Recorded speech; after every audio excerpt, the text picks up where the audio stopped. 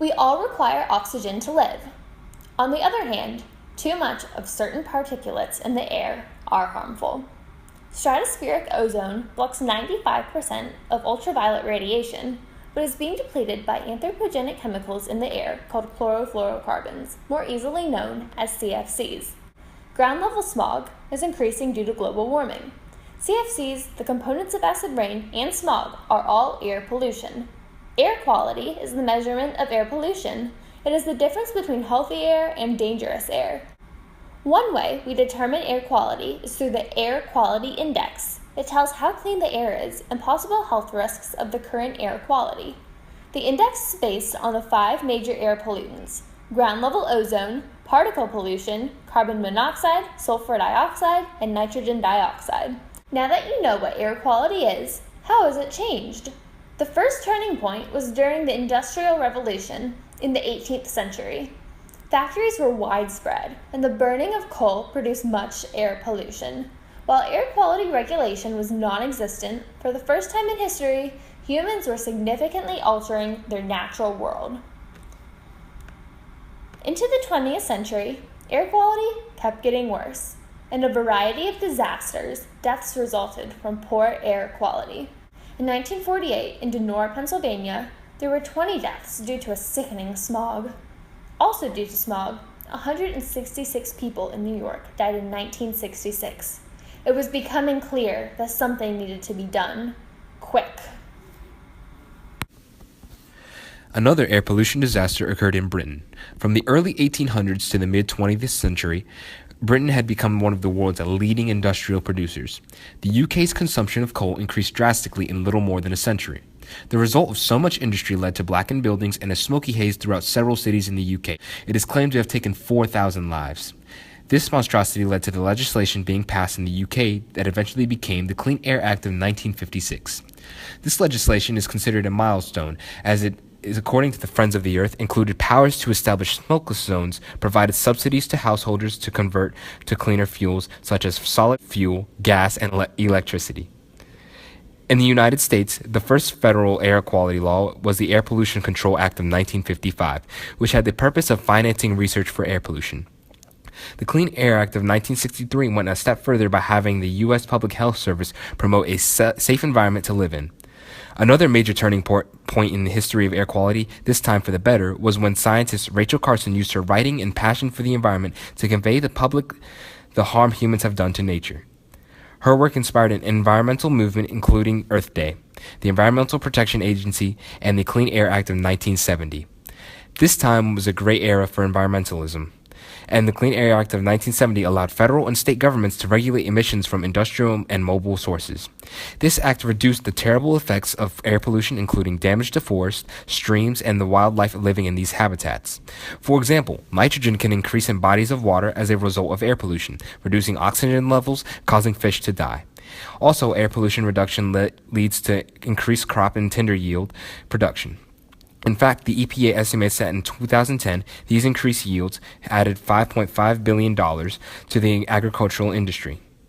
In the 1990s, amendments were made to the Clean Air Act with the goal of solving air pollution problems through science and technology. They have already achieved dramatic reductions in air pollution, according to the EPA. The amendments have aided in a 70% reduction of the aggregate of common pollutions of particles, ozone, lead, carbon monoxide, nitrogen dioxide, and sulfur dioxide since 1970.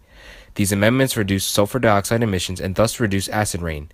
Another benefit is they protect people from respiratory illnesses, skin cancers, and cataracts.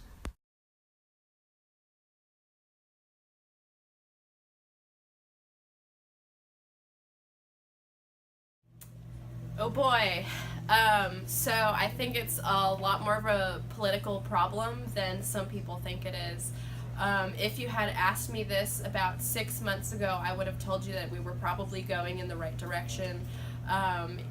In the past few weeks to few months, however, it seems to be going downhill immensely.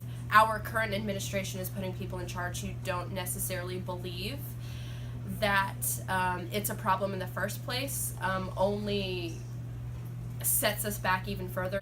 So hopefully in the future, especially next year when we vote for our Senate and our Congress again, maybe we can have some more educated people in the way of climate change and the repercussions of climate change get put into office, so we can put other people into office who actually know where to take not only the United States but the rest of the world as well.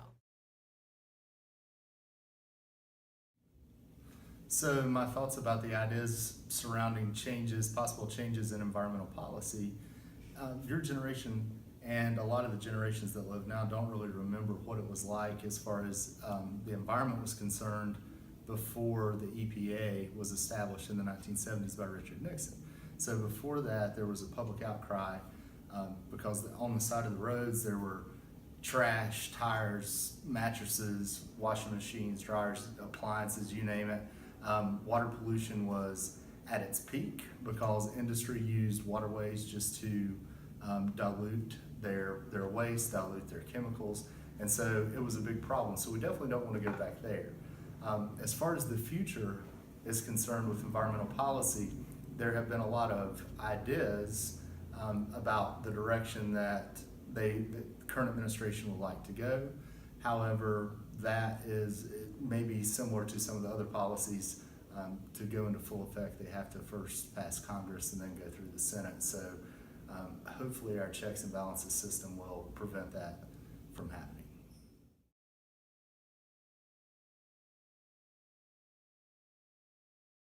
The current administrator has questioned the role of greenhouse gases in forcing climate change despite the well-supported scientific evidence to the contrary.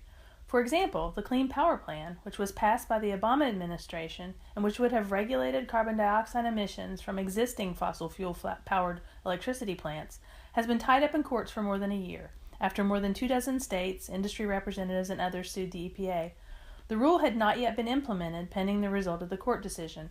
However, the Trump administration recently signed an executive order to reconsider this plan and to delay any steps the states may have been taking to comply.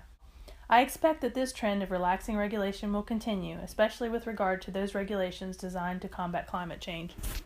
What'll happen next isn't set in stone. However, there's no doubt that it's up to us to determine the course of our air quality. Will we continue to damage the earth? Will we enact and enforce more laws? And would the laws be effective? Or will we get rid of all laws and let what happens, happen? We all have the right to life. But this really doesn't matter if we start dying from massive storms, rising sea levels, and potable water shortages. So it's up to us to choose whether we want to try to solve the problems or ignore them until it's too late to do anything about it. It's up to us. Support science, support logic, and don't ignore a problem that'll affect you, that is affecting you, whether you believe in it or not.